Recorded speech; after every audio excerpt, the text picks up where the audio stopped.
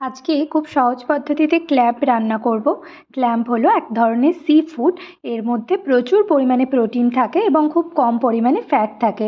আমি প্রথমে একটা সসপ্যানে কিছুটা পরিমাণে বাটার নিয়ে নিচ্ছি। বাটারটা মেল্ট হয়ে গেলে বেশ অনেকটা পরিমাণে রসুন কুচি এর মধ্যে দিয়ে দেব। রসুনটা হালকা ভাজা হয়ে গেলে এর মধ্যে আমি মিক্স হার্ব দিয়ে সব কিছু ভালো করে মিশিয়ে নিচ্ছি।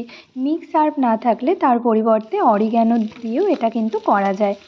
এরপরে আমি ক্ল্যাম্পগুলো যেগুলো পরিষ্কার করে 20 মিনিট আমি ধুয়ে গরম জলে রেখেছিলাম সেগুলো এর মধ্যে দিয়ে দিচ্ছি।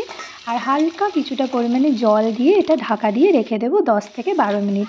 তাহলেই কিন্তু রেডি হয়ে যাবে।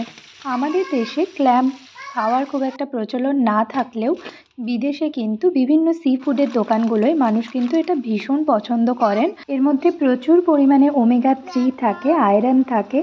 তাই শুধুমাত্র এটা টেস্টি না, এটা কিন্তু বেশ হেলদিও। আমি তো বাড়িতে ট্রাই করেছি। তোমরা কি এটা বাড়িতে ট্রাই করতে চাও?